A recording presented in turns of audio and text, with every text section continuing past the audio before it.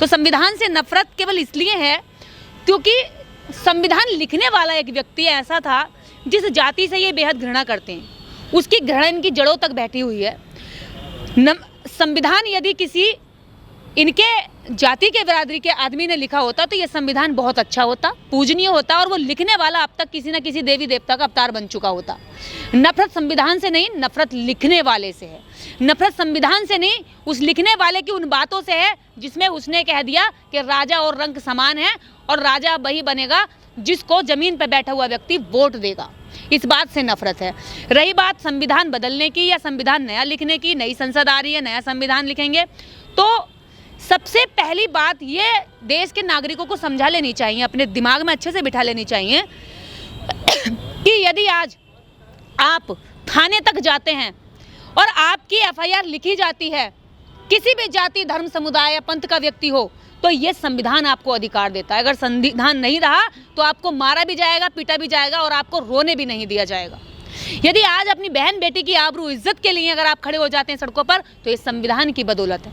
और सबसे बड़ी बात कि अगर आज आप इस देश में नेताओं को अपने पास तक झुकाने की ताकत रखते हैं, तो इस संविधान में दिए गए वोट के अधिकार की वैल्यू है। वरना नेता कहाँ गरीबों को वोट, गरीबों के घर में आते हैं, आपकी थाली में खाने को मजबूर हो जाते हैं, आपके घर में बैठने को मजबूर हो जाते हैं। अगर आप भैंस के तबेले में भैंस को निला रहे होंगे तो हाथ जोड़ते हुए वोट के टाइम पर उस तबेले में घुस जाते हैं कि भाई साहब वोट हमें ही देना, और भैया भैया करके रिश्ता बना लेते हैं। ये किसकी बदौलत है? ये आप ये मत सोचिएगा कि संविधान नहीं रहेगा तो आप बहुत आज़ाद हो जाएंगे। अगर संविधान पे आँच आती है तो देश की गरीब जनता सबसे ज़्यादा सताई जाएगी, देश की महिला सबसे ज़्यादा सताई जाएगी। क्योंकि संविधान जब नहीं था तो इस देश के अंदर नारियां शिक्षित नहीं हो सकती थी, नारियों को यहाँ स्कूल का दरवाज़ा तक देखने की इजाज़त नहीं थी। आज महिलाएं यदि शिक्षित हो रही हैं तो संविधान की बदौलत है, वो समान शिक्षा की बदौलत है, जिसमें संविधान सभी महिलाओं की शिक्षा की गारंटी देता है। और अगर आज महिलाएं सुरक्षित हैं या कोर्ट तक जाती हैं या अपना मुकदमा लिखवाने थाने पहुँच जाती हैं, तो ये भी संविधान की बदौलत है, क्योंकि संविधान उनको न्याय की गारंटी देता है। अगर वो सड़कों पे चल रही हैं, आज़ादी से घूम रही हैं, अपनी बात रख रही हैं, बोल रही हैं और अपनी मर्जी से यदि शादी कर रही हैं या अपनी मर्जी से वोट दे रही हैं, तो ये आज़ादी भी भारतीय संविधान उनको देता है। यानी कि संविधान उन लोगों की भी सुरक्षा की और समानता और सम्मान की गारंटी देता है जो लोग संविधान से नफरत करते हैं। यानी कि विवेक देबरॉय की बेटी भी यदि उसके साथ कहीं पर शोषण होता है तो वो भी थाने और कोर्ट के माध्यम से ही न्याय दिलवाएंगे। अब वो किसी धर्म या मंदिर में नहीं जाएंगे, ना किसी मस्जिद में जाएंगे। नया भारत बन रहा है, नई संसद बन गई है, नया संविधान आ रहा है, तो आपको दिक्कत क्यों हो रही है? देखिए, दिक्कत हमें नहीं है, दिक्कत इस देश की समस्त जनता को हो जाएगी यदि सत्ता में बैठे हुए कुछ मूर्ख, धूर्त और पाखंडी लोग ये कहने लगे कि संविधान यदि गरीबों को भी ऊपर उठा रहा है तो हम इस संविधान को पसंद नहीं करते। तो आप ये बताइए, देश के करोड़ों लोगों के लिए, करोड़ों लोगों के अधिकारों के साथ छेड़छाड़ है, करोड़ों लोगों की डिग्निटी के साथ छेड़छाड़ है। क्योंकि यदि वो आज गरिमापूर्ण जीवन जी रहे हैं पूरे देश में और सम्मान से कहीं भी जा सकते हैं, किसी भी राज्य में जा सकते हैं, व्यापार कर सकते हैं, अपनी मजदूरी कर सकते हैं और मजदूरी का मेहनताना ले सकते हैं, जब इनके हाथ में संविधान लिखने की पावर थी, तो जानते हैं आप, इस देश में बेगारी हुआ करती थी। बेगारी समझते हैं? दास प्रथा होती थी, बंधक दास प्रथा, बंधुआ प्रथा। ये गुलामों को, हजारों लोगों को बंधुआ तरीके से अपने यहाँ काम करवाते थे और खाना इतना देते थे सिर्फ कि इतनी एनर्जी आ जाए कि वो दोबारा से काम कर ले, और कुछ नहीं मिलता था। यानी बेगारी करवाते थे। आज वो बेगारी करने वाला मजदूर खड़ा हो जाता है शाम को हाथ धोकर के मुझे मेरी मेहनत चाहिए, मुझे मेरा 8 घंटे का मेहनत आना मुझे अभी दो, तब मैं अगले दिन काम करूंगा। तो ये जो वो गरीब आंख दिखाने लगा, मजदूर खड़ा होने लगा, ये चीज़ इनसे सहन नहीं हो रही है। इन्हें लगता है कि ये लोग कहाँ से उठकर खड़े हो गए। जो सड़कों पे चलते हुए सोचता था कि मैं सिर्फ 12 बजे निकल सकता हूँ या रात को निकल सकता, क्योंकि पूरा दिन निकलने की आज़ादी नहीं थी, उनकी छाया से भी सड़क अपवित्र हो जाती थी। आज वो लोग कोर्ट में बैठे, न्यायालय में बैठे, आज वो संसद में बैठे, विधानसभाओं में बैठे और आईएएस बन रहे हैं, पीसीएस बन रहे हैं, डॉक्टर बन रहे हैं, इंजीनियर बन रहे हैं, और सबसे बड़ी बात शिक्षक बन के इनको ज्ञान दे रहे हैं। और उससे भी बड़ी बात, मेरे जैसी एक आम परिवार की बच्ची जिसको ये एक शोषण का उपभोग का सामान समझ सकते थे सिर्फ, वो आज इनको सलाह दे रही है, इनको सीख दे रही है, इनको इंसानियत का सबक दे रही है। तो ये सब इनसे बर्दाश्त नहीं हो। क्यों आप विरोध कर रहे हैं नए संविधान का? देखिए, नए संविधान से डर नहीं लगता, नए संविधान की बात करने वालों की संकीर्ण मानसिकता से डर लगता है। क्योंकि संविधान से पहले जिस संविधान पर ये लागू लोगों को चलाते थे, यानी मनुस्मृति, जिस मनुस्मृति के आधार पर ये देश चलता था, उस मनुस्मृति में कानून था कि यदि 10 लोगों की भी हत्या कर दे ब्राह्मण, तो उसे किसी भी तरह की सजा का प्रावधान नहीं है। और 11वां जब तक ना करे तब तक उसको कोई सजा नहीं दी जाएगी। यानी 11वां भी अगर करे तो केवल उसकी चुटियां मुंडवा दो, उसके बाल कटवा दो, और बाकी इससे बड़ी कोई सजा नहीं है। और अगर शूद्र आंख उठा के भी देख ले तो उसकी आंखें निकलवा दो और उसके परिवार के और भी 4 लोगों को मरवा दो, ताकि दूसरा कोई ऐसी हिम्मत ना कर सके। तो इस तरह के जो कानून थे, ऐसी सोच वाले लोग आज बोल रहे हैं कि संविधान बदलना चाहिए। यदि अच्छी सोच के लोग बोलते कि संविधान बदलना चाहिए तो शायद हमें डर नहीं लगता। ये वो लोग बोल रहे हैं जो मनुस्मृति कहती है कि 14 साल से पहले यानी कि 9 साल, 8 साल, 10 साल की बच्ची की शादियां हर हालत में कर देनी चाहिए। यानी रजस्वला से पहले बच्ची की शादी कर दो, उसे अपने घर से विदा कर दो, अन्यथा आप पर पाप लगेगा।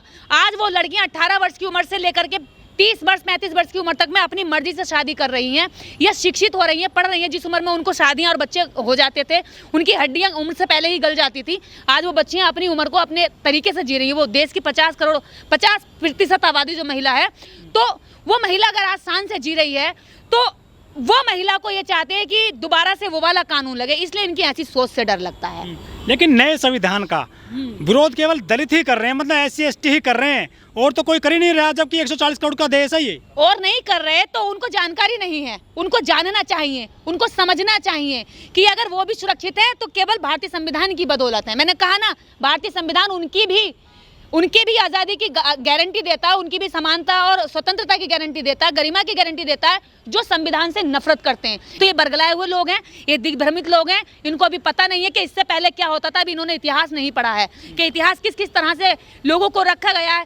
यहाँ देवदासियों के नाम पर हजारों लड़कियों को कहा गया कि देवताओं को आप शादी कर दो, और आप 9 साल 10 साल सबसे घर की सुंदर बच्ची, गाँव की सुंदर बच्ची को आप देवदासी बना दो, और देवता खुश होंगे और गाँव में बारिश पड़ेगी, गाँव में जो सूखा पड़ेगा, बाढ़ आएगी, उससे आपके प्रकोप से बच जाओगे। ऐसी सोच को लोगों ने अब नकार दिया। बोले हम अपनी बच्चों को देवदासी के नाम पे मंदिर में उपभोग करने के लिए क्यों दें? उनको मतलब वैश्यावृत्ति में धकेलने का एक रास्ता खोज रखा था, हम अपनी बच्चों को क्यों दें? आज लोग तर्क करने लगे, पढ़ने लगे।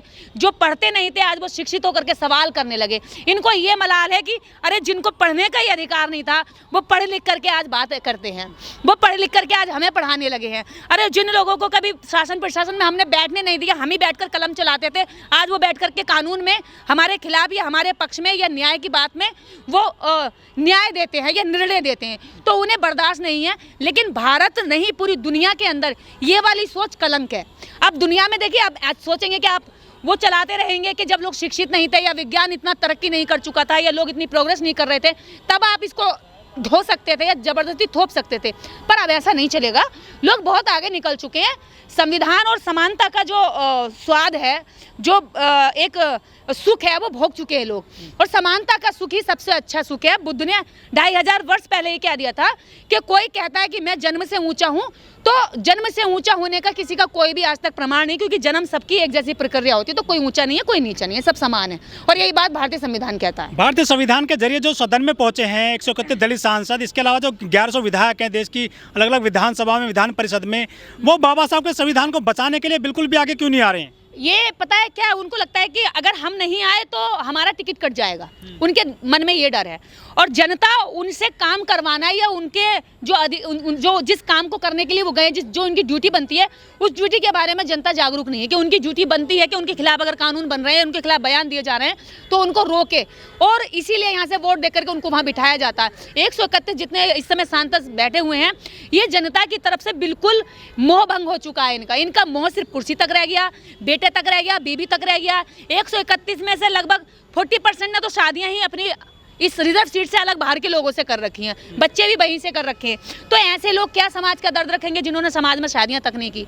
ऐसे लोग क्या समाज की बात करेंगे जिन्होंने कभी बाबा साहब डॉक्टर अम्बेडकर के संविधान के बारे में इतना नहीं जाना कि अगर हमें ये रिजर्व सीटें मिली हैं, रिजर्व सीट नेता बनकर आए हैं, तो ये संविधान की बदौलत है। आप बताइए, कोई भी राजनीतिक दल, चाहे कांग्रेस हो या बीजेपी हो, कोई अन्य पार्टी हो, राजनीति जो आरक्षण है, राजनीति के आरक्षण अलग, जितनी आरक्षित सीटें होती हैं, आरक्षित सीटों के अलावा यदि ये पार्टियां SC समुदाय को या इनको टिकट देकर जिता के लाएं, तो हम माने कि तुम नेता पार्टियों के हो।